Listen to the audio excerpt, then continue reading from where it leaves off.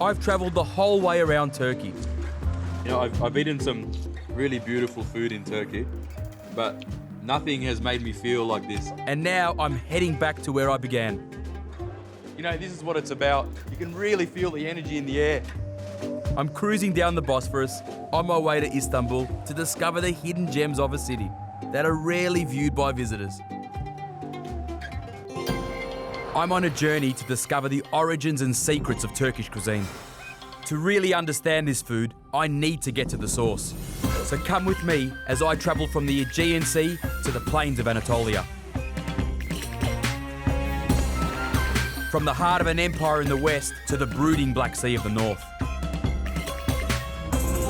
Then it's back to my kitchen to use what I've learned and give it my own spin.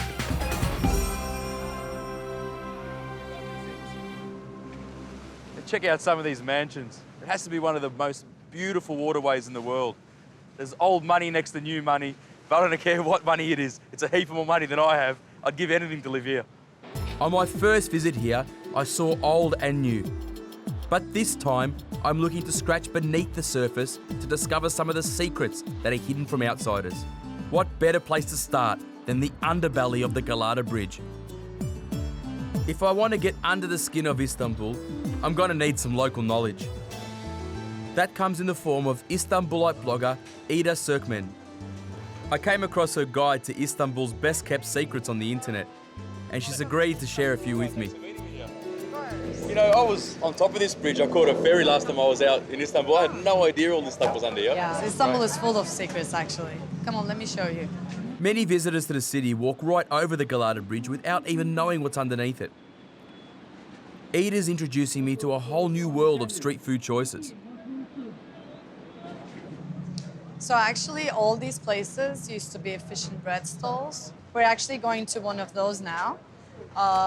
That's like the only one left on this side. Fish and bread, actually, in Turkish, literally we say balık ekmek. Yep. Balık is how you say fish, and ekmek is how you Bread. say bread in Turkish. Fish and bread is an Istanbul classic. Okay. Everyone from Istanbul definitely had one, at least in their lifetimes, but not many people from outside actually know about it. Bit of a secret then. It is, it is. Lovely. You can smell Yeah, it. this Down is there. it. Yeah. Smells great. Merhabalar. Merhaba. 2 balık ekmek alabilir miyiz? So is it just grilled like mackerel or something? It is, yeah. That's mackerel, and he grills them there, and then the bread is ready here with the salad in it already. So all he does is put the fish in, and So there's no spice or anything on there, it's just fish. No, it's just fish. It looks like a really good street food, doesn't it? Something a bit different. It is. Yeah, Istanbul is full of street food, and actually quite a bit of it is healthy, like surprisingly. Çok teşekkürler. Thanks. It smells great. You know the best thing about street food? It's always really cheap. It is, Where you're can we go right. and eat this? Let's go over there and eat it. No. How do you like it? I love stuff like this, but I think most people back home would say, oh, it's too fishy. You know, mackerel's one of those fish that's quite strong. It is. With the, you know, the onions and all the cabbage, it's great. I think it'd be good with some mayonnaise in there. Oh no. It's a little bit dry. No. No? Maybe it's just me. This is healthy food. Ah. Why put mayonnaise in it? I only live once. That too. So what else have you got to show me? So let's go across the bridge and then catch the nostalgic tram. Tram in Istanbul. Yes, a tram in Hey, Istanbul. back in Melbourne, we know about trams. The city's full of them. There's some here as well. Yeah, this is from the 19th century. This tiny old tram looks like something out of a Thomas the Tank Engine set. But believe it or not, it shuttles more than 6,000 Istanbulites a day between Tunel and Taksim. So this tram has been here, it's called the nostalgic tram, and it's been here since 1960, so like 50 plus years. But actually, in the 19th century, most of the city had these trams, and they used to be horse trams. Okay. In 1960, when they blocked the traffic and made it pedestrian street, the tram came back and they called it the nostalgic tram. So this is like a bit of a shopping mall that's closed off to most traffic. Yes, well, most traffic, yes. As we pass, thousands of young Istanbulites are strutting their stuff down İstiklal Caddesi. It's great, but it really doesn't look like any secret to me. So we're heading off the beaten track, down antique alleys and laneways, crowded with cafes, bars and restaurants. But my next meal here is a bit of a surprise for sure.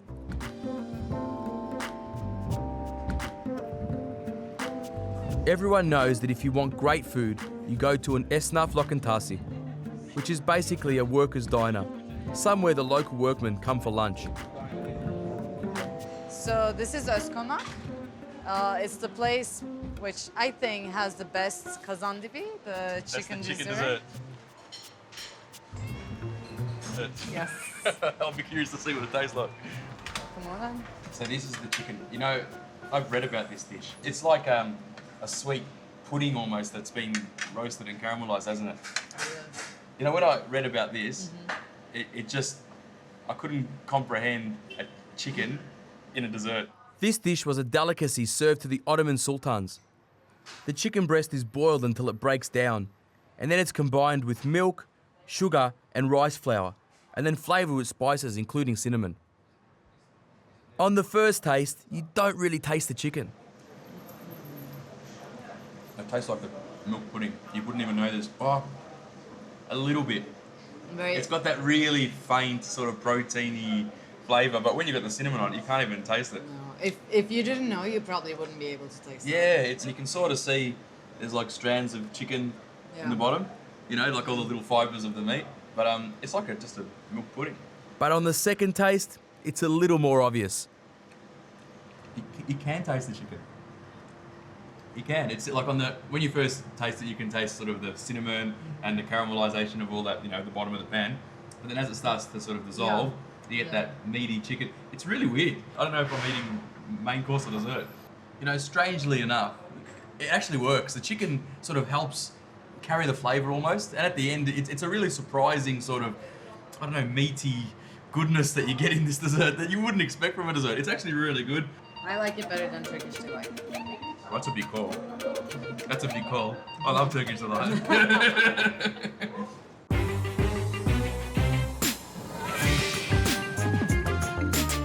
Istanbul is a city that has all the finesse and luxury of Europe, with an extra layer of mystique and exoticness from the Middle East. Now I'm getting to look beneath the surface, I can see there's a lot going on here. We've got a big night ahead, so Ida's taking me to grab a coffee from the best place in town. Merhabalar. Hoş geldiniz. Hoş bulduk. Bir orta, bir az şekerli kahve alabilir miyiz? Tabii efendim. This is a pretty cool place. It is. It really is the best Turkish coffee place in town. I hope it's good. I've always loved, you know, Turkish and Greek and Middle Eastern coffee, but I haven't had anything yet that's been like outstanding. This bloke looks like he knows what he's doing. Yes. This is no ordinary coffee. Cemil Filik has been brewing coffee here at Mandabatmaz since 1967, the Turkish way. Is there a difference between, you know, Turkish and Greek coffee? Yeah. Yunan kahvesiyle Türk kahvesi arasında bir fark var mı diye soruyor. Fark nedir diye soruyor. Yunan kahvesinde Türk kahvesi. Yunan kahvesi diye bir şey yok ki. Kahve Türk kahvesi. Ama yani onlar bizden kapmalar yani. Bizde tabii kavurması daha değişik, çekimi daha değişik. Bu farklar var bizde. There's no Greek coffees. That's exactly the same thing that the Greeks say. They say there's no such thing as Turkish coffee, it's all Greek.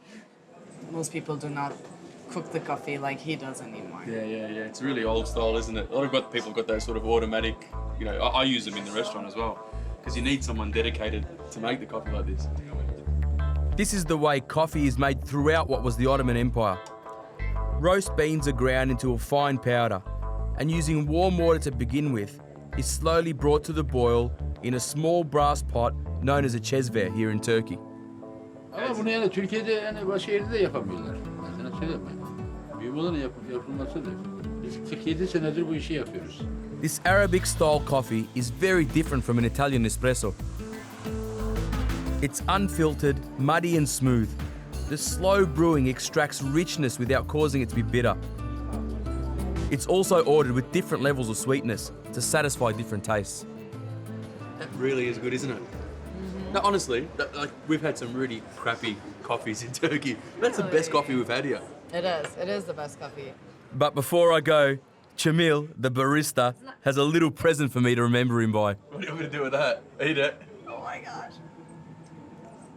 It tastes like a mouthful of coffee. Bir su vereyim. See, that's what Yeah, very funny. Yeah. taste will stay with you. Yeah. Cheers. Thank you very much. If you thought that was a little bit crazy, wait until you meet some of the local footy fans. Eda's brought me here, to the heart of Beşiktaş Chase, fan central for the supporters of the Beşiktaş Football Club. Beşiktaş Chase is usually known simply as Chase. That means market in Turkish. It's because the fan club converges on the market area of Beşiktaş. And their symbol is this eagle that you see here. They're the craziest fans. They're probably the most loyal fans as well. But it's not only about soccer, but it's only like they're political as well. Well, what do they do? Do they protesting or are they just... They protest when like political events take place in Istanbul, in Turkey, and especially in the 2013 June protest, they were involved. So you know how the police came with these tankers and they sprayed water on people? Yeah. So at In some the Gezi, point, in the Gezi Gezi Park, Park, yes. So like at some point they actually found a bulldozer and they started chasing the police with the bulldozer. Like I watched it on the video on TV and I was like, what are they doing? But they have no shame, they have no fear. It's just different kinds. So and they're called, really extremists. They are. These guys are the most crazily committed fans in Turkish soccer. If you think you've seen a rowdy crowd in Melbourne for the footy, you got no idea. These Turkish fans are out of control. Let's see if I can find somewhere to watch the game. In places like this, food isn't ever far away. You just got to get the inside info from a local like Ida. This is great here. This is an awesome atmosphere. It is. Ah, too good. Thanks. Teşekkürler. Cheers. Cheers. I'm looking forward to this game. But you guys can't just sit here and drink beer the whole game. What do you eat at the football? We eat nuts, we eat street food. Let me actually see if we can get some almonds. They just scored a goal. All these guys are going nuts. They're absolutely out of control.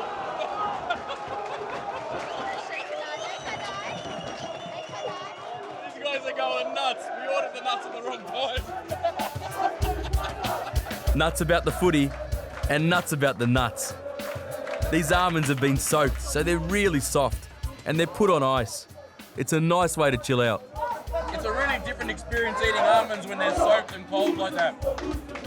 It's a lot softer, it has to be that raw, nutty flavour. They're beautiful. My father-in-law used to do them like this in summer. I love them.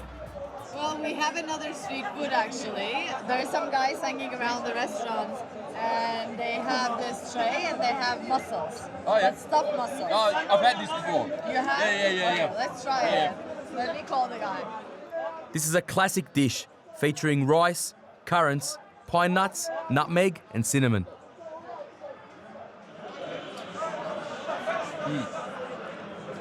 It's a cracker.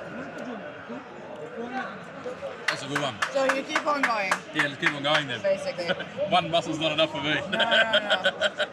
This is a really cool dish. So basically what it is, they pry the mussels open when they're raw and they stuff them full of rice and then they spices and seasonings and then they cook them so that the rice actually opens up inside and opens the shell. It's a really cool dish. I wouldn't want to have to be the one prepping it though. It's a bit of a fiddly dish to prepare. But if you can stand there all day, I can eat them all day. It's been a fun night, and while almonds and stuffed mussels are great to snack on, I need a bit more to fill my belly.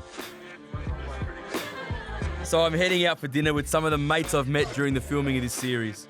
Ferit from Munferit and Tuba, who'd predicted I'd eat some great food and drink and have a good time. I do see you eating some really good Turkish food. Drinking some great wine and rakı. And what better place to celebrate the end of my journey than at this grill house, Zubiye Ocakbasi, known as one of the best kebab places in town. It's like the final secret amongst locals of Istanbul. It's only the best quality meats on the menu, with some lesser known styles including liver. Turkey is well known for its kebab, but how about this for something a little different?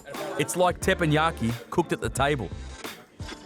It's actually a quick place to grab something, but also you can sit here for hours too. You know. It's great to experience the simple, everyday ways Istanbulis enjoy their city and its food. And this is a fitting way to end my journey, a last supper in this dynamic city. You know, it is true, I could live in this place. I've been all over, from the Aegean all the way out to the Black Sea, right back here to Istanbul. I've experienced amazing people, beautiful culture, and a food history that has no comparison anywhere in the world. I'm in love with Istanbul. I'd love to stay here forever, but I do have to get back. Thanks, guys. That was absolutely amazing. Absolutely amazing. Thank you so much. Cheers. Cheers.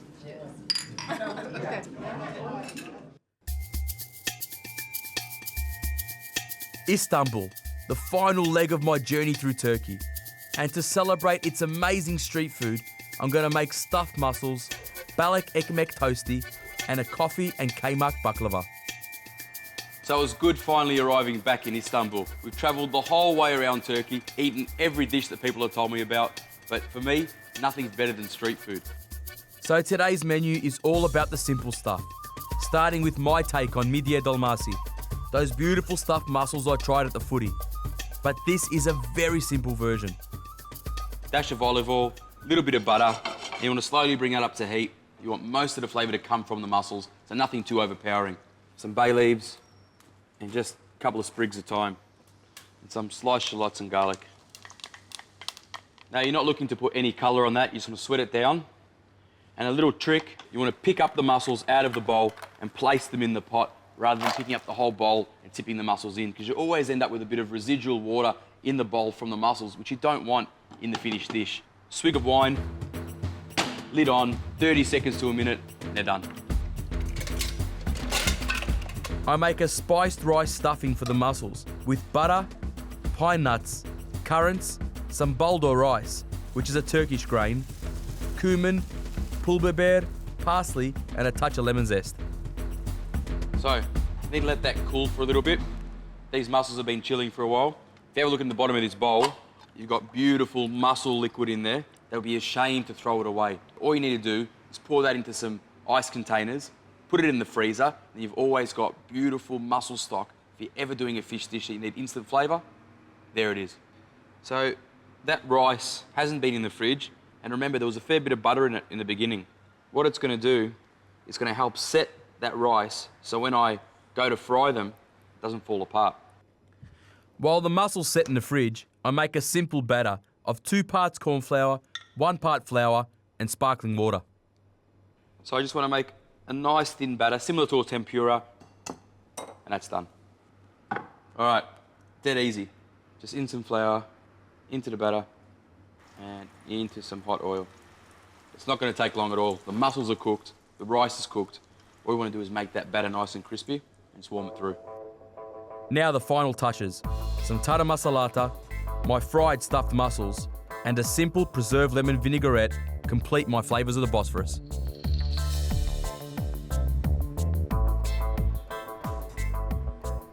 There's toasted sandwiches, and then there's toasted sandwiches. And the one I ate in Turkey, that balak ekmek, nice crispy bread, but to be honest, it's a little bit dry. So I'm going to do my version of a toasted fish sandwich. This resembles nothing like the one I saw in Turkey. In my book, when you're making a toasted sandwich, there's only 4 things that you need. Some bread, some butter, a filling, and a toasted sandwich press. But it doesn't have to be just a plain butter. Pul biber and salt give the butter a bit of spice. Mix it up, job done. All right, so the filling for this toasty, dead simple, but really delectable. If you remember when we were in Bodrum, I made a truffle fava with some crayfish. So really simply, got some of that with some crayfish, stir it up. Step 2, done. Now, I'm a little bit obsessive compulsive with the buttering to the edges. I think that's something I picked up from my dad. But you know what? When you put it in that press and it sizzles all around the edge, it's definitely worth it. So thanks, Dad. Okay, time to fill it up. So I'm going to put a big spoon, because I really want it to be all about the filling. So just a little bit of pastrma. Now, you just have to be careful with this stuff. It's got a big flavour. I don't want it to overpower the crayfish, but a little bit in there is going to add a little bit of spice. And just to finish it off and make it a bit more special, I've got some of this kefalo graviera, which is going to melt inside. And that is looking pretty good without even cooking it. Toaster on, sandwich. Now you can't have all carbs, butter, truffle and crayfish. My mum will get angry. What you need is some salad to go with it. So to cut through the richness of the filling, I make a quick salad of purslane, shaved onion, coriander and mint, and some pickle juice vinegar. And that's done. By the sound of it, so is the toasty. Ah, yeah. Oh, yeah. Can you hear that? Have a listen. Crunchy goodness. In there is going to be so tasty. Now, I know it's not the traditional recipe. I know I'm not sitting beside the Bosphorus, but I tell you what, that's going to be one tasty sandwich. There's only one thing left to do. I want to see how gooey it is inside. Ah, check it out. That looks great. I have to have a taste.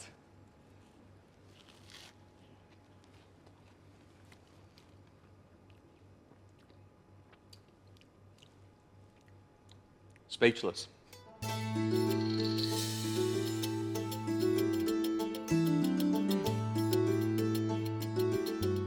I think one of the most important lessons I've learned through my journey is that there's nothing that's purely from one region. Everyone takes inspiration from everyone else, puts their little spin on it, and makes it their own. So I'm going to take the one dish that most people are willing to go to war over, the baklava, and I'm going to do my own version. I'm using coffee, chocolate, and Kaymak. But first, I need to start my coffee ice cream. Mix 5 spoons of good Turkish coffee to 2 cups of water, and just let it come to the boil. Now, I've had coffee all over the world, but I tell you what, in that little side street in Turkey, that was amazing. That bloke's been making it for longer than I've been alive. I had to use that inspiration for the base of my baklava. So now that's come up to the boil, I'm going to let it sit so all the coffee particles can drop to the bottom and I can use it for my ice cream. While that's resting, I make a classic chocolate ganache by adding boiling cream and butter to chocolate. Once melted, it's into the fridge to set. So to go with my coffee ice cream and my chocolate ganache, I'm going to make a Kaymak cream. Really easy. Eggs, sugar, and Kaymak. Once that's beaten together, I add some boiled cream and gelatin to help it set nice and firm. So that coffee's had a bit of time to settle, and if you can see, just at the bottom, there's all the sediment. So that means the stuff on top is going to be beautiful, clean coffee. So all I'm going to do is pour that off and leave that sediment in the bottom. Okay.